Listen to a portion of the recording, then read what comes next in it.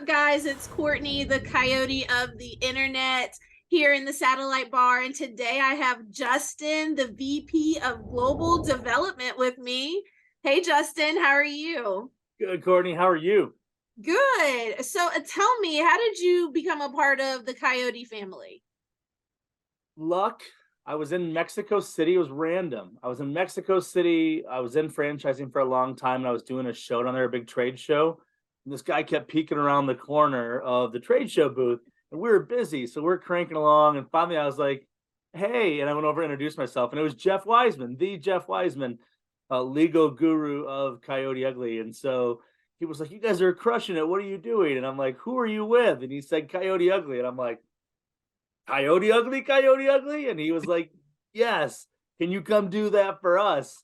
And so that kind of is where the relationship started. And obviously, lots of conversations later. I was lucky enough to be asked to help come on and do their international franchising. And the rest is a very funny, well traveled history. Nice. So you mentioned the Mexico trade show, and I've just heard that there might be a funny story with that. Is that the Mexico trade show? It is the Mexico trade show. Now, we did Mexico City a couple, it's one of the biggest trade shows in the world. So we did it a couple of times. And so there's a couple of funny stories. The one you're probably referring to is after the show. So these shows are huge. And the people that set them up and break them down, I mean, it's hundreds and hundreds of people. And so we broke our booth down. And by the way, when we do a booth at Coyote Ugly, as you can imagine, it looks like the bar behind you, right? We built a full booth in all these different countries, and we'd bring these amazing coyotes down, and we'd blast music, piss off all of our neighbors, and the coyotes would be up on the bar doing the dances, doing the routines, taking Hell pictures of yeah. people. Yeah, the full coyote experience was amazing. But in this particular, so two things happened at this show that was really funny. One of the concepts had a huge chicken, and I mean like a costume, like big mascot chicken. And so the one of the most random things ever that's happened is there's this picture of me and Lee, our director of marketing, incredible dude, and this huge chicken and these two coyotes and the two translators all up on our bar in our booth. It's one of those you look at and you're like, what was happening in that moment? Like just totally bizarre, but super fun. But the funny thing is when we were walking out, so everybody's done, and now it's just the workers that are breaking down the show. And I mean, there's hundreds, thousands probably of booths. It's a huge complex, and these guys are up in the rafters, they're climbing up ladders, they're tearing down this whole show, all the signage. And then you hear a whistle, and you hear another whistle. And then like hundreds of guys are like, not like cat call whistle, but like whistling. I assume it was for Lee and I, probably. But Probably so. maybe the coyotes, I don't know. But all of a sudden we're looking around, we're like, oh my God, like that's like we're the only ones in there. So it's clearly about us. And so we got a good kick out of that. Oh my gosh. They probably were whistling for you guys. Yeah. Probably. Yeah, Type maybe beat, so. Maybe so. I'm sure that you have so many fun stories to share. So tell me about Piccadilly. That's coming up. Yes. So years ago, we found a really amazing franchise partner, one of our early franchises, not the first one, but one of our early franchisees. And we started this very kind of methodical, a little bit detoured by COVID, but methodical launch into London. And so London is crazy. You don't just open in London. It's too Mhm. big, it's too expensive, it's too nuts. And so what you do is you kind of start around the UK. And so we did that in Cardiff, Wales, just this really cool old 10,000 square foot theater, super rad. That was the first UK Coyote. And then we went to Birmingham, and then we went to Liverpool, and then we went to Manchester, and then Swansea and Wales. And I'm sure I have the order mixed up, but you get the point. It was Yeah. just kind of this march into London, which has been really exciting. And so last year, we opened in Camden Market, which is just like kind of rock and roll, lots of history, super cool part of London. And so that was like the closest that we've been into London because it's definitely London. It's very cool. And it was a super old, funky, cool building, which a lot of them over there are. And the Coyote just knocked the socks off of this area. And then next month, no, this month, we're in May. This month, we are in Piccadilly, which is like Times Square. It's going to be totally, Awesome. we're so excited. So this will kind of be this is the pinnacle of the UK. Piccadilly is amazing. This location is amazing. It's right in the heart of absolutely everything. The the big roundabout with the double-decker buses that every tourist in the world goes to take pictures. If you look to your right, you'll see Coyote Ugly. It's the ground floor, almost a whole block of this hotel. It is going to be epic, and that one opens in a couple weeks. We're very, very excited. In fact, Oh, that is the girls so so excited. awesome. Yeah, it's so cool. Yeah, that's amazing. Lee actually sent me a picture, and I guess we're using a picture of me promoting that. Yes, you're Yes, internationally famous. I love that. That's so yes, rad. yes. Thank you, Coyote Ugly. Nothing like seeing your smiling face like 15 foot tall on a billboard, right? Thanks, Justin. All right. So, what does the franchise world look like? What's the process of becoming a franchise? Love that. So it's interesting. The franchise world is cool. I've been in it nearly 20 years. Seems like a really long time. I started when I was 7, of course. I was about to say, you Yeah, do you not know. look. Yeah, here. That's that's a long time. Anyways, the franchise world is interesting because it's really about helping people. It's providing the roadmap. And so you take people that have this amazing experience, but opening a Coyote, and there's lots of amazing franchises out there. Coyote is probably the biggest name, maybe in all of franchising. What a cool brand. Not many brands. I love doing trade shows, and people be like, well, my brand is awesome. I'm like, oh, did they make a movie about it? No. Okay. They did about us. I just, just saying, Right. just saying. It's so fun to be able to combine a brand with the star power of Coyote Ugly into the franchise world, because the franchise world is about here's the recipe for success, here's the team, here's the blueprint. All you have to do is follow it. And internationally, it's interesting because there's all these nuances, right? And we can talk about some of those in a little bit because that's translating this brand has been really, really fun. I But it's bet. still the same. At its core, it's about here's what it means to be a Coyote Ugly. And it's not necessarily about product, although little plug, product is important. We'll get to that in a minute. Very But important.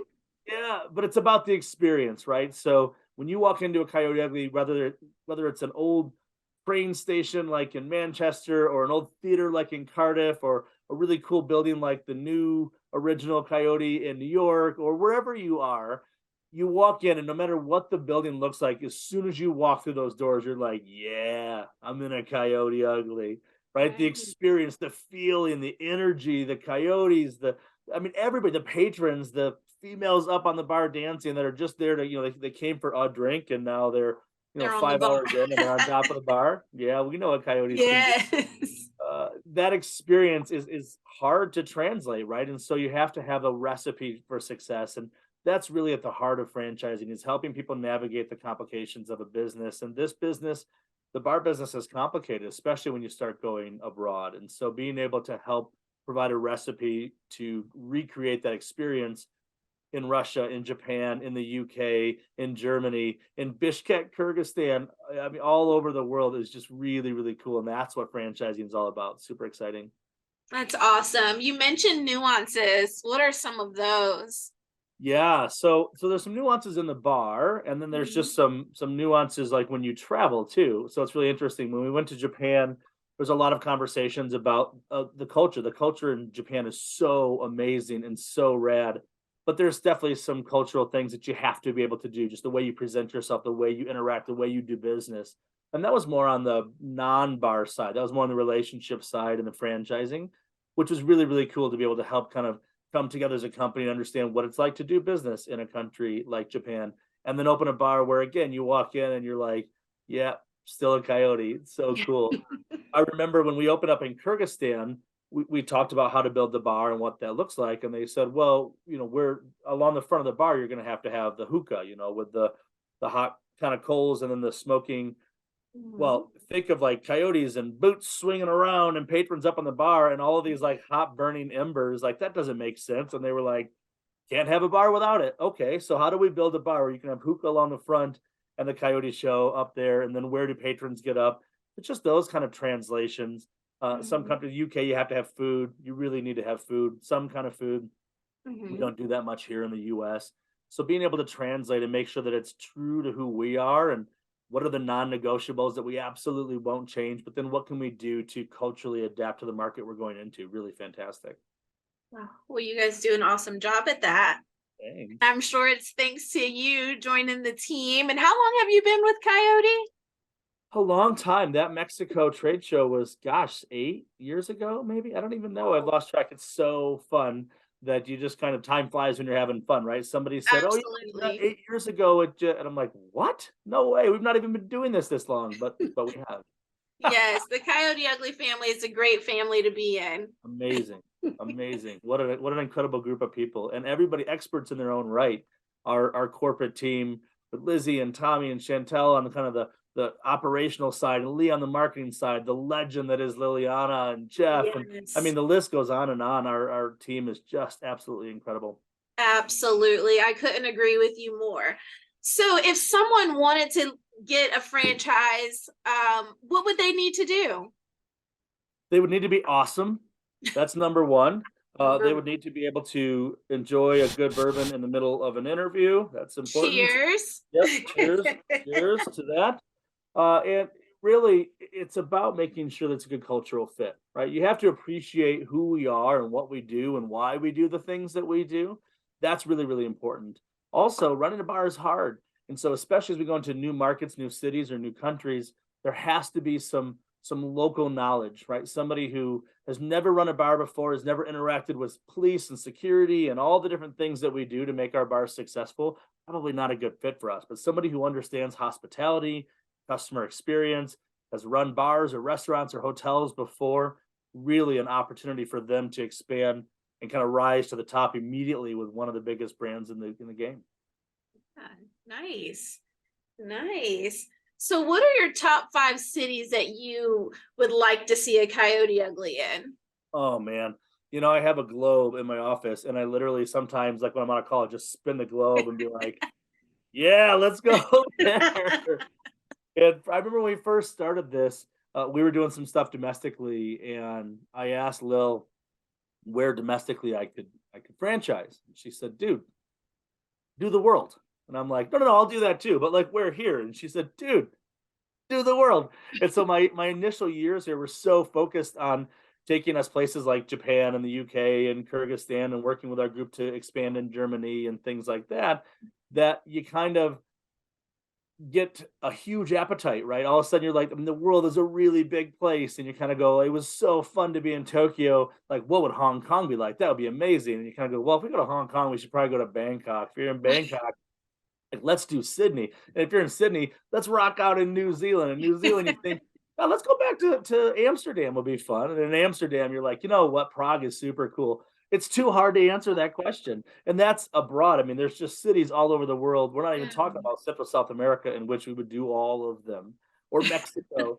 There's so many cool places to go. What we have found is if this is a destination, Nashville, man, that's like the evidence of this statement. If people go there for bachelor and bachelorette parties, put a Coyote there. That's the deal. Absolutely. Right? So if Yes. you can walk around with a drink in your hand and you can party hard, and that's why you're there in these really cool social cities. And it's interesting over the years, these kind of shift, right? Like the really big party cities kind of shift a little bit, but there's something ingrained about the good party cities, the New Orleans, the Nashville, the Memphis, these cities that'll always be destinations for that. Mhm. As we start to expand here, there's a lot of party cities that are left. There's a lot of Miami and Boston and Chicago, Phoenix. There's Yeah, more in California. I mean, there's so many places that as long as people are going there to have a good time, there's no better time than Coyote Ugly. absolutely. I agree. Good answer, Justin. All of them, all of them, Courtney. We want to go everywhere. I bet. Any other crazy stories you have? There's so many. This is one of my favorites. So I was early on. Our first, I think, first international franchise with me, anyways, was Bishkek, Kyrgyzstan. And we wanted to, there was some intentionality about starting with a place that everybody has to Google to figure out where the heck we're talking about. And Bishkek was a really cool opportunity culturally. Like you would never look at Kyrgyzstan and be like, oh my gosh, they really need a Coyote Ugly. Like that's not the first thing that comes to mind. But there was some intentionality in why we went there. We had a really good partner. We wanted to test it in a smaller market, frankly. Really moving into a Tokyo or a London is such a big undertaking that talking about franchising is about putting what's up in here down on paper and putting a recipe together.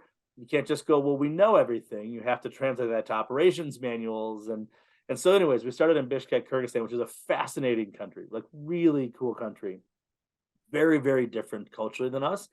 And so our host, our franchisee there took us out, and there was a couple coyotes and myself and an ops guy, and Lil was there, and Lil's friend was there. And we just had this really cool group. And they took us to like a yurt out in the middle of nowhere and served us a very traditional Kyrgyzstan meal. And it's one of those, like in the early days, I felt like we ate a lot of horse. I know it's weird, but like everywhere we went, they're like, "Oh, here's a horse chili," and you're like, "I'm sorry, what?" Like, Say it again. oh, okay, okay, fine, that's cool. You know, in the Middle East, I did a lot of business in the Middle East, and everything was camel, and so you adapt, you try new things, and it's super cool. So they put this drink down in front of us, and I'm looking at it, and I was like, "That is not bourbon."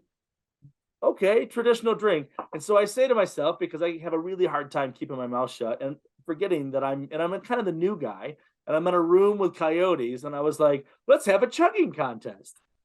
Dumb move, because like coyotes chug for a living and they're so amazing. And then I was like, what is this? Fermented horse milk. I'll say that again for the people at home. Fermented horse milk. Oh my And God. so I raised my glass, and at the time I was like, oh, the coyotes, it was gone. Like just down. And I'm not that good at chugging, apparently. And especially, and I didn't know this about myself, Courtney. This was a new realization. I'm not great at chugging fermented horse milk. Mm, Who who would knew? have thought Who that? knew? So I'm choking it down, and it tastes like it sounds. It's a very distinct kind of thing. But Oh. there's so many funny stories. We were in Japan, and our amazing franchisees took us out for this. We literally landed. It's a long journey. All you want to do is go to your hotel room, go to sleep. They're like, no, we're out for sushi. And you go, but sushi, what we're used to, and sushi there, not the same.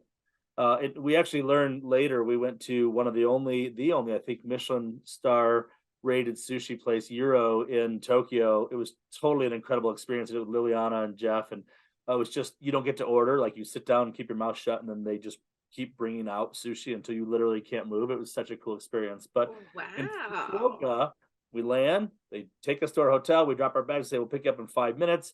We go to sushi, and they just lay out this platter of sushi. And I'm telling you, Courtney, half the platter is still flopping around. And I was like, and there's shrimp that I feel like if you put them back in the water, like they still have a chance. Like that's Oh how my gosh, we call the no. guy over, and we're like, hey man, like floppy floppy, and he was like, fresh. We're like, Oh, it's what are fresh, fresh. fresh. Oh, You got to be like, oh, and so you start doing it, and you're feeling it, and just a oh an my interesting goodness. experience. But again, it's the different cultures that bring us all together and that make life really interesting. So lots Absolutely. of fun stories. Wow. How long is the process to become a franchise So store bar? it depends. I mean, we're selling countries mostly internationally, right? So, Mhm. unlike a lot of franchises who come in and they go, we're going to do 500 units and you can sub franchise, there's a master, there's a very specific structure that typically franchises use to enter a new market. It doesn't really work with us because we're not going to do 500. We may go into a country and we may do three. And that may be it for the whole country because those are the places we need to be. We're not going to be in bedroom communities. We're not going to be in smaller towns. We're going to be those big party cities like we talked about earlier. And Right. so you have to find the right partner. And so that process takes a long time. We've been working on it years. We've got some great partners in great countries. We haven't yet even scratched the surface. And the same thing will hold true domestically, but it's really dating. I mean, franchising is a marriage. And so you got to date first and make sure you really like each other and you have those awkward conversations like, do I want to have kids? Do I not want to have kids? All those things. You can't Yeah, find that out after the I do's, Courtney, right? that's true. So you got to date. We got to like each other. And sometimes if somebody was really aggressive and they knew who we were and we had an idea who they were, maybe a couple months. A lot of these opportunities for relationships can take a year.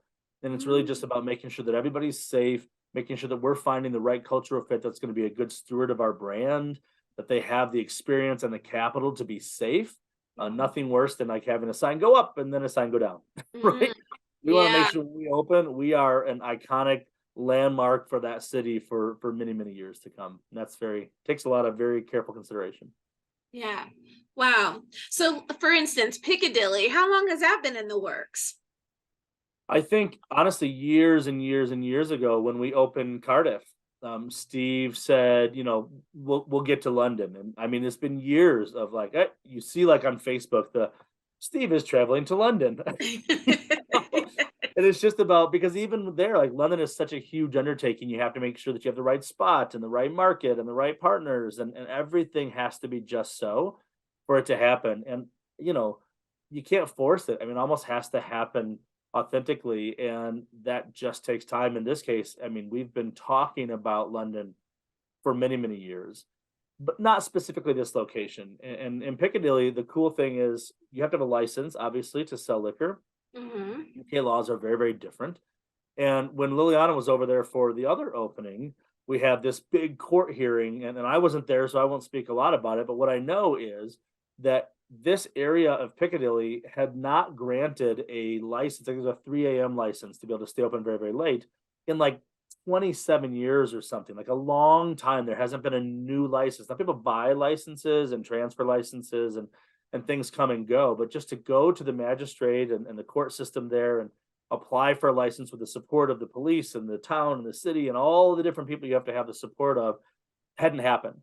And so they went there to ask for this license, frankly, thinking this probably won't happen. And if it wouldn't have happened, this bar would not have happened. And they were talking about this group in front of them that was asking to sell, I think, coffee out of like a bodega, a convenience store type of a thing. And they were denied because you don't want to like hype people up on caffeine. And so they're like, oh Oh no. no. And then the Coyote comes and presents their case, and they're like, "Yes, approved."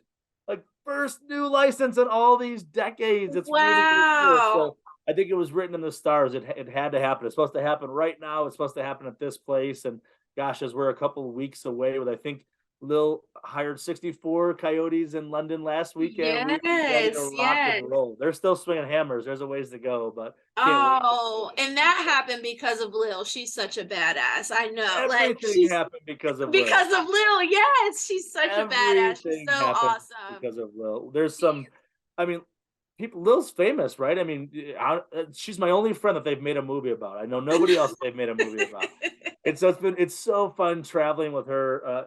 She'd kill me if I told this story, but so we're back in Kyrgyzstan, and like we're gonna hold a press conference. So the press goes nuts when Lil comes to town. Typically, it's a big deal, and the Coyote search and all that. It's really, really cool. We usually get some really good publicity from it, just because she's so awesome. And then she gets in there, and they start learning about what Coyote is and how Coyote has been, and Liliana specifically has been empowering women since the '90s, and it's just a really cool story, right? So we go to Bishkek, Kyrgyzstan, again, unlikely destination for us, and they are like, "We're going to have a press conference." Like, all right, there'll be some reporters come and they'll do some interviews. Oh no, we walk in to this room, this hotel. Lil's face was amazing because I'm sure she was kind of like, I'm gonna kill you. But there's a table up front, and there's like name tags on the table. It's like our franchisee and Liliana and a couple of like people from the town, and then there's all these seats, and we just sit back and they just start firing. It's like a real press release or press conference, right? Like you see with like big athletes and stuff, and they're just firing all these questions, and they have to be translated. And I mean, it's just really it was fantastic. But then later, one of the reporters wanted to do a story and came to the hotel that we were staying in, this really amazing hotel in Bishkek. And it wasn't so much, there was an interview portion, which was great. And Liliana always kills it. She's so amazing at these things. But then he wanted to do this like weird role play thing where like she was like worked at the hotel. This is so many years ago, but there was this, it was so awkward. It was like, it was so funny and so awesome. But like I was just sitting there like, oh my God, like she's going to kill me. Like this is so funny. But people just want to be around her and involve her, and they have all these ideas of how she can be involved, and she's usually such a good sport with these things, and just happy to play the role and do these amazing interviews, these amazing things. And then when opening night comes, I mean, it's like you have to have like a separate like VIP corner because For otherwise her, yeah. she walks out to the bar and it's just like and Yes, all of these I have people they just want seen to that. see her, they want to take a selfie with her, and that's always really, really fun. And we were actually in the UK in Birmingham, where we now have a bar, and we were talking about the fact that the movie was from 2020. And so we were talking about the average coyote now, right, is at an age that perhaps they weren't even born when the movie came out. And so the the the comment made by somebody is, I bet that most of the coyote age kind of bartenders right now, they've never even heard of Coyote Ugly. And I was like, 100% not true. And so they said, well, let's do an experiment. And so we were at dinner and there was this server and she was probably 20, I think, probably. And so you could make an argument that she was too young to know about the movie. And so my buddy was the head of PR and franchising. He says, hey, this guy's from Coyote Ugly, expecting that she would be like, okay, like, I don't even know what that is. And she goes, oh my God, are you guys opening a bar here? And I was like, we will. See? She goes, I've wanted to be a coyote my whole life. That would be like mantra. Because that's what everybody says. I've wanted to be a coyote my whole life. And Yep. that's the comment that I hear time and time again. It doesn't matter when the movie was. It is a culture. It is a brand that everybody knows. It transcends time. It transcends borders. My It's just gosh, incredible yes. to think of what she built. It's so amazing. And this, she didn't get out to, set out to conquer the world, but man, she's done it in a really very cool and real way. It's amazing to watch. Yes, that's so real because every girl that I meet when I say that I'm a former coyote, they're like, "Oh my gosh, I I wanted to be know. one of those. Yes, Oh I my know. gosh, I do love you it. know Lil?" Like that is so true. And it's just an Me too. honor to have worked for her. And really, you talked about empowerment. That is a true statement. Mhm. All the interviews that I've done with coyotes, that's one of the main things that they say about how it just built their confidence and they felt empowered as a woman being a coyote. So that's awesome. Yeah, it's Yes. fun. It's fun to see, and it's fun to hear from Coyote's current and former, some very former, and how it impacted their world and how Liliana changed their lives. And it's so easy to lump us into a category of bars and restaurants. And then if you just take a minute, less than that even, to get to know who we are and specifically the culture that Liliana has built, you know that this is something in a category of its own. And Yes. and just the way that you see these girls, I've seen it now all over the world, and you see these coyotes come in and the way they dress and the way they take the mic and they sing and they engage, and you know that they are having, this will be a moment in time in their life that they'll remember forever and that they'll talk about 10, 20, 50 years down the road. When I was a coyote, you're going to hear that story forever, like, right? Every Yes. Thanksgiving, You every will. party, every cocktail, you're You going to hear, will. well, when I was a coyote, let me tell you about this time, or this Yes. guy, or this woman, or this party, this bachelorette party. You're always going to have those stories, and I get to be on the Yes. kind of watch all that happen and watch Liliana be the star that she is. It's really Yeah. incredible. I feel so seen right now. You just described my life. Yes, I'm I love it. I'm constantly telling a story about when I was a coyote and when I did this calendar and when we Yeah. traveled to San Antonio. Like, yeah, that's me. I feel so seen right now. Yes, I love it. I tell the stories too, and obviously I can't. I mean, let me just tell you, and this is true statement, hand to God. I would have been the best damn coyote. Like, you have no idea how good of a coyote I would have been. Yeah. And I tell these stories too, because I'm like, I'm like, oh yeah, this one time we were in this country, or we're opening a bar here, and people are just like, this guy's like for real serious about coyote. Yes, yes. So does that mean you have really good dance moves too? No, no, no, no, that Also? would not No. have been my strength. No. Oh, okay. Although Okay. there was a moment in time where we were doing trade show after trade show after trade show. We were in Paris doing this huge trade show, which, by the way, they didn't love us in Paris, which was kind of funny. But we were like Mm, rock and roll, and we built the bar, had the coyotes, these amazing two coyotes that were from Vegas. It just incredible. Lee was there, I was there. The bar is rocking, and we were kind of joking around because one of the girls looked down and she laughed, like in the middle of a performance, one of the routines, and she kind of laughed and she came. I said, "What are you laughing about?" And she goes, "You were doing the moves along with us." And I was like, "I can't help it. I've seen." Plus, at the trade show, it's like repeat, right? Like yeah. the Paris trade show, I think, was like 7 a.m. till 9 p.m. for 4 days, and like Whoa. these poor girls, oh my gosh, that they were just like nonstop. And by the end of it, I was like, "Dude, I can totally do devil. Like, I got it." Okay, I need to see if Lee has a video of this. You never Yeah, know with right. Lee. He might have a video of that. Oh, Lee's got it from 17 angles and two drones. Yep. Yeah.